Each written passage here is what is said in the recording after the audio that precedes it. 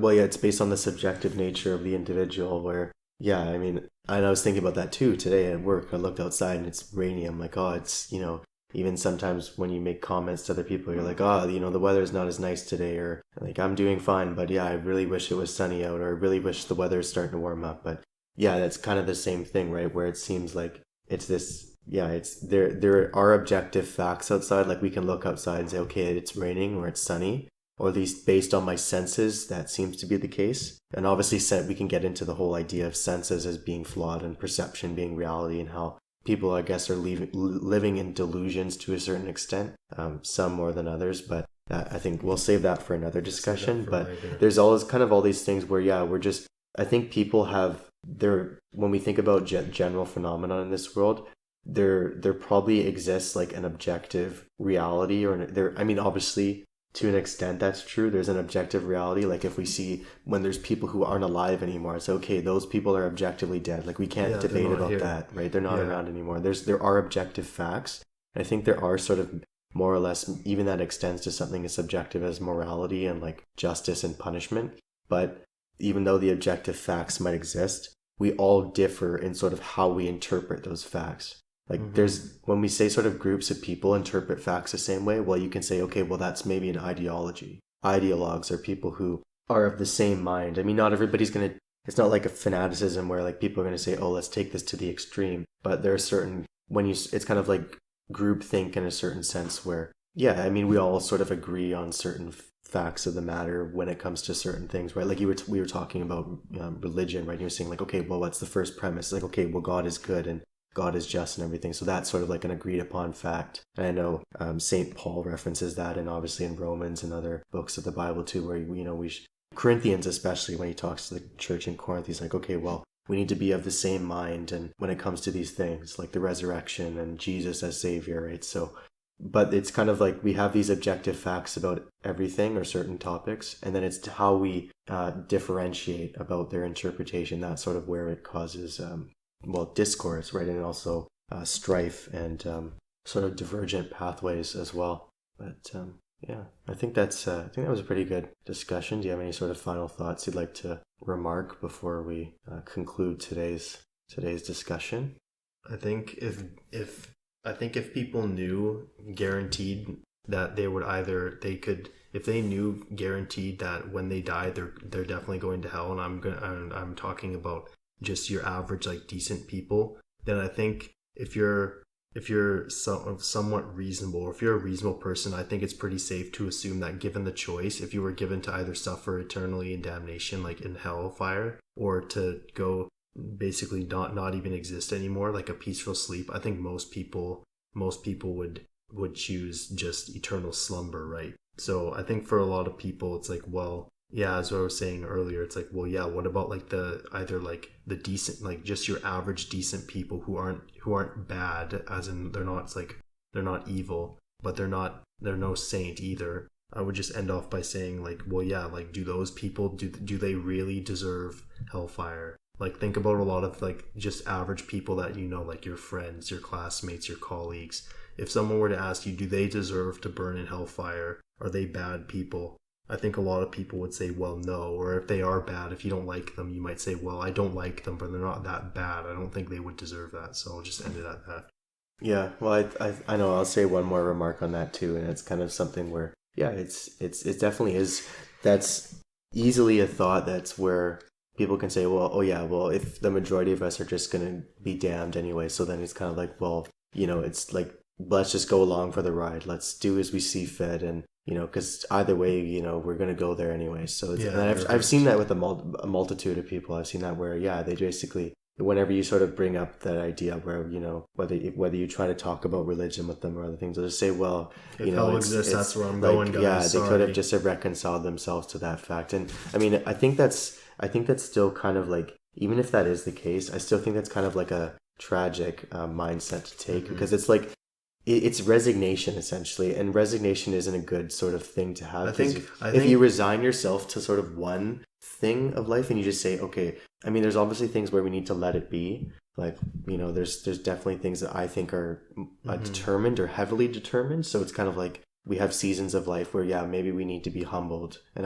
that's certainly happened with my life too. Yeah. And it was necessary. And now when I look back on it, I realize it was necessary. Well, that reminds me but that doesn't mean we resign ourselves to like, let everything bad happen and say, I'm just going to give up on my hopes and dreams because you know what? It's pointless. It's pointless, right? So I don't want to take that nihilistic. But I think, view. but I think for that, I think my philosophy teacher I had one time made this good point. He said he doesn't really agree that the concept of hell should be used as a deter, it shouldn't be used to influence people to do good. People should want to do good, not because they're afraid that they'll burn in hellfire, but because they believe that it is good to be good, right? Because there are some really charitable good people who aren't religious. Like just because someone's a-religious doesn't mean that they're bad. It's just that for whatever reason in their life, they said, I think it's good to be kind to other people, or for instance, or I think it's good to donate to charity for whatever reason. So they see that the value, whatever they value, they see it as intrinsically good. Right? They try to be a good person, not because so they can avoid a punishment, but because they believe that that's the right thing to do. Yeah, like they believe in the concept of charity, right? Like that's like justice, or not even. Well, I guess you could say to them that is a form of justice, but they just believe it to be right, and so they try to uphold some morals, right? But that's also kind of we can get that into an even more fundamental debate. It's like, well, where does that sort of concept of good come from? Where, okay, like I believe this is the right thing to do. It's like, well, we would have to do a full exploration of, okay, well, is that some internal feeling, or is it because of like, obviously from a religious context, it's like, okay, well, we claim that it's good because it's like, well, we have a source to point it to. We have God to point it to. It's like, if God says it's good, then we should emulate that or do that. And then if God says it's bad, well, we should avoid it, right? That's obviously the concept of good, like the 7 heavenly virtues and then the 7 deadly sins and all these things. But yeah, I mean, I think we can talk about that more on another discussion. But yeah, it's kind of like that thing where, yeah, there's a lot of people you'd say, well, compared to, let's say, some of history's worst figures, or even people who are not like as bad as those people, like Mao or Stalin or all those, or Hitler or whatever, right? There's people who, they're just fairly decent people, right? They mind their own business. They work hard. They raise their families well, and they're not doing anything like overtly maliciously, or they're just trying to make the best life that they can for themselves honorably and do all these things. And yeah, maybe they stumble and they make mistakes. Everybody does. But yeah, that's sort of the question. Like, there's this sort of standard that we have to meet, and that's true of a lot of dogmas and ideologies. But obviously, as we were finding out, it's like, well, the majority won't even be able to reach those standards. And I guess there's even another question too, like, well, is that even a bad thing? Or is that, because it's kind of like when we think about, like, if we take this concept outside of a religious context for a second, it's kind of like you think about greatness and virtue, and the Greeks talked about this quite a bit, in Plato and Socrates and all of them. They talked about greatness and virtue and how it's such an important concept. And athletics is a good example, or it's a good placeholder for it. Not everybody's going to be like, the star Olympian, or not everybody's going to make like whatever pro league it is, whether it's pro baseball, basketball, hockey, soccer, whatever, football. And then it's like, obviously that's not necessarily a bad thing either, because it's like, well, not everybody's going to be like the star athlete, because A, not everybody wants to do it. And it's like, and B, it's like, well, not everybody really has the ability to do so, right? Whether it's, maybe they're not, they're born disadvantaged physically, or they're, a lot of it, I think, is for just the majority of people, it's just, they're not really, politics aside, they're not really, they put in the work. Let's just say their genetics aren't advantageous for that pursuit in particular. But it's kind of the same thing about what I'm trying to relate this to, like virtue, right? So it's like, okay, well, not everybody's going to make it to, like, let's say heaven as paradise, because it requires virtue. It's kind of like life as a test, right? So, not everyone's going to ace that test, not even pass the test. Yeah. Not everyone's going to ace the test. Yeah. It seems you have to ace the test. And then obviously detractors will say, well, it's like, people will try to take if it's such a high standard that only, like, let's say 1% are going to make it, like a very select few,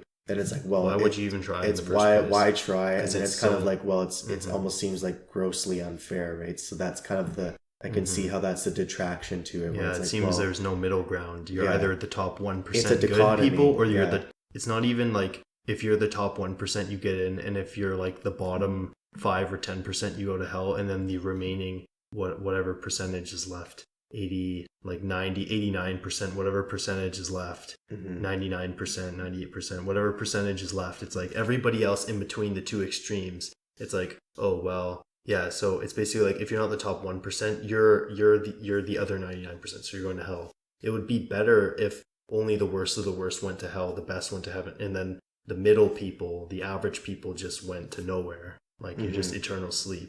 Yeah, but then there's all that. There's all kind of the once again, it's you have to create a standard too. It's like what's the worst, what's the middle, and what's the best, right? So it seems inevitably there has to be some sort of judgment scheme. But the question is like, okay, what is that scheme?